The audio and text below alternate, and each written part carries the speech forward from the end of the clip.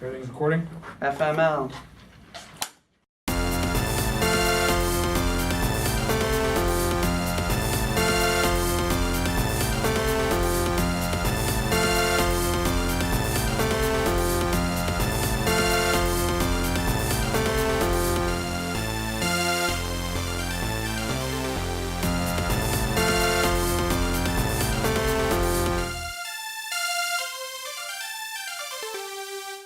What's up, ladies and gentlemen, boys and girls, freaks and geeks of all ages? Welcome back to UVMTV's Nerds Around Table. I'm your host, David. I'm joined by my friend Noah. How's it going, guys? I'm joined by my friend Luke. Yo, it's me. Did I just steal Gina's catchphrase?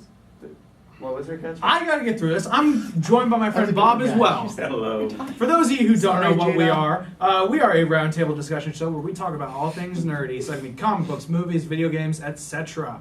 We're gonna start with a topic this week. Our topic comes from my friend Bob. Bob, what do you want to talk about? I have to talk about Game of Thrones. Da da da da da I love this show. da. Okay, so I kind of know where to steer this. Who has seen the show? You? You losers. Losers. Maybe when I'm older. No show shaming. Yeah, sure, that actually- should shame the hell out of you. That- dude. It is a It's a little great show, surprising but- that you have avoided the cultural phenomenon that is Game of Thrones. I must say. I think it's not really like a maturity, more just I just haven't invested the time in it. You know, I will get to it at some point, but Woulda, Yeah. coulda, shoulda. Like, I hear about these shows and I'm like, oh, it's so good. And then it's like, oh, you have 7 seasons or whatever seasons to go through. I'm like, it's an investment. So yeah. I bet you it's better than some of the TV you've watched before. Yeah, trust me, it's Yeah, not. guaranteed. You'll get It's through- better yeah, than I a lot of watched some TV pretty- you've watched okay. too. Yeah. You're gonna get through it quicker than One Piece. That's true. I don't watch One Piece though. nor do I. Okay. All right, so for But, the news I'm like a here, weeboo now. for the news here, explain what Game of Thrones is. Well, Game of Thrones is a magical, amazing show. You will appreciate it because, I don't know, it's fantasy meets kind of medieval lore meets even new political systems today. I mean, it kind of, you can watch it and be like, oh shit, that's kind of relevant to today, minus like White Walkers and ice zombies and all that stuff and people fighting. But like dragons, I mean, they don't show up to the end of season 1, but that's still great. And even then, like they're pretty minuscule. Yeah, but it's still the effect of dragons back in the world too. Yeah. But yeah, I mean they're based on the books. The books are whatever. I mean I've read the books too, but Now that's surprising because a lot of people say that if you enjoy the show, you're gonna love the books. you do. Well, I saw the first season, so I said, okay, they're books, so let's read the book.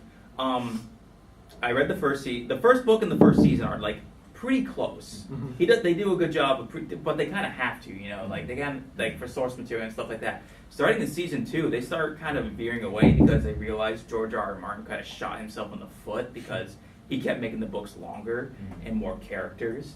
And on a TV show budget, it doesn't matter if you're HBO or even like New Line Right. Cinema. More You than that, you can't afford a cast of 50. So isn't like season 2 through 4 like one book or something like that? No, season 2 is still book 2. Okay. Seasons 3 and 4 had to be split in 2 because it was just that book was bigger than the first 2 books combined. Wow. Jeez. Yeah. So basically, up until like and they do jumping around in the books too. So basically, they just did some for one half and did some for the second half. So but basically, I think the halfway point for the third book was the Red Wedding. Oh, And I've heard horror stories about oh, that. dude, Yeah. people lost their minds on that stuff. I am very impressed with Game of Thrones in its ability to sort of break television norms in a lot of different ways. For example, I mean, it's now kind of famous to like think that the main character in a drama series will not make it to the end of the show. That was Game of Thrones that Yes. did it first, though. Ned, As far as I know. yeah, well, everybody thought like Ned Stark. Sorry if I'm going to spoil you two, but I have to. It's been 7 years. Yeah. If you wanted to watch it, you would have watched it. But I yeah, don't care. basically you have the lead character who's like ultimately good. Like he's fair. Like he's just great. But then he gets double crossed because of Cersei and Joffrey, the little punk. Yeah. And Okay, can we see the I've heard, reason? No, here's the scary reason that he gets double crossed by the current queen of the realm. The queen who is married to the king is actually the queen is having sex with her brother, Their twin brother. and they've had 3 children together. Yeah. Yeah, So the king alright. doesn't have any legitimate children. That causes a war because Ned Stark finds out. He gets it. He basically lies in order to save his daughter because they basically like. He goes to court to serve the king, and he brings 2 of his daughters down because that was the thing to do back in the medieval days. Like you bring some of your family to court with you. Well, during the coup, the Lannisters, basically captured her. The king and queen. The family. king and queen side captured her, and like people like say, well, what about your daughter? Because he doesn't care if he dies. He's prepared to die. He grew up as soldiers, All right. and he basically takes the blame. He says, Joffrey's that's the name of the little bastard king. Joffrey's the rightful guy. I just wanted the throne. If he did that, he was going to be pardoned. Well, they double crossed him and they chopped his head off. Okay.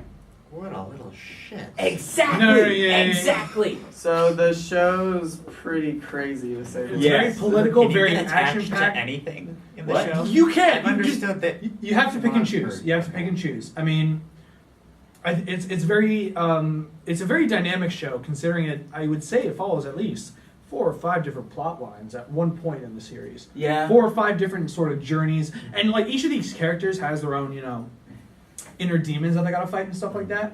But there is, in a substantial season, you'll be following 5 or 6 different character plot lines in 2 or 3 different regions of this world. Yeah. In one instance, you can be following Tyrion Lannister as he's trying to overcome the the discrimination of being a dwarf and the in sort of the high court, just trying to make his way, trying to do his dutiful job.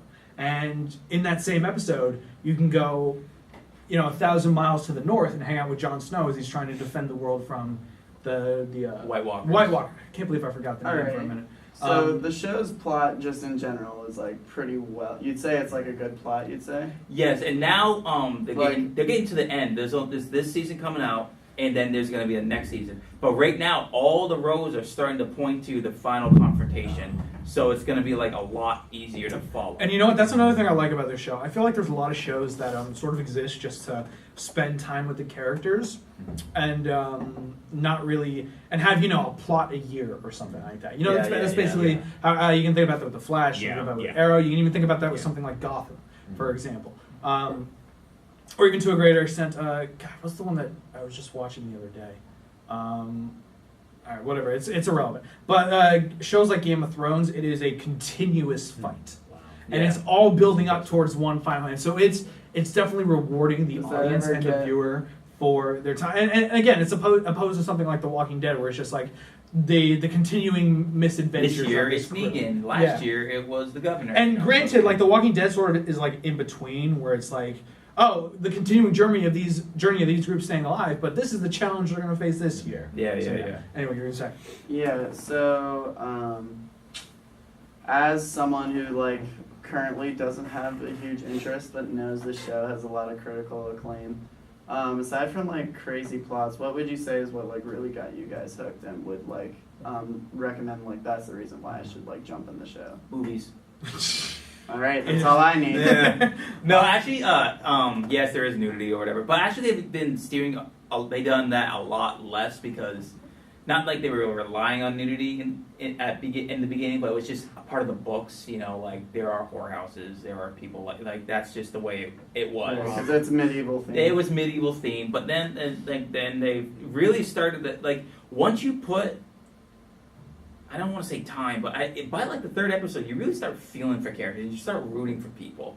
Okay, So it's quick to get into. Yeah, and like you go through this vicious cycle of you get a character, And you they love die. them, you're worried for them, you think they're gonna win, and then they die, and then it's just like another vicious cycle. It's just a The vicious show, cycle. the show really, and honestly, That sounds like it. But you go back Yeah. for more. It's a horrible, great drama. this show, along with many great shows in the sort of new TV generation, whether it's Walking Dead or it's Breaking Bad or, we talked a couple weeks ago about Legion and stuff like that. It really does character really, really well. Yeah. What would you recommend more, Walking Dead or Game of Thrones? Game of Thrones. Game of Thrones I think is more rewarding overall. It's more consistent. Walking Dead can be a little plotting at times, but I still enjoy Walking Dead, but that's not what this discussion is about. I was just wondering because I've been told to watch both a lot. I mean, I would By like me. give, By I mean, you give and both a others. chance. You can give both a chance. Yeah, Yeah, give they're both a fine. chance. I mean, but I mean, But the top of the list. Game of Thrones, definitely. Yeah, Game of Thrones, Game of it'll be a much better investment overall, I think. All right, Yeah. awesome. All right then. Well, ladies and gentlemen, boys and girls, freaks and geeks of all ages, thank you so much for stopping by for this episode of UVMTV's Nerds of the Round Table. We've had a pretty good discussion here. Hope you've enjoyed it. If you like what you see here, consider leaving a like, consider commenting down below, subscribing to the YouTube channel, and even sharing us with your friends. We'd always love to talk more Game of Thrones with folks. If you want to keep up to date about what's happening at UVMTV Nerds, you can follow us on Twitter and Instagram at UVMTV Nerds. We'll post behind the scenes, we'll post updates, links to episodes, etc., etc. And unless there's anything else, no. I mean, if this is our last run of it, it's sort of redundant. And I mean, All right, well that's good. Then I don't have to worry about it anymore. So, It's ladies It's about and time we finally get some resolution there. ladies and gentlemen, boys and girls, freaks and geeks of all Never. ages, thanks for stopping It's a by. Band-Aid. I've been David. I've been Noah. Bye. I don't know who I've been. Identity crisis. And this has been UVMTV's Nerds Roundtable. Thank you so much for joining us, and until next time, live long and prosper. So long.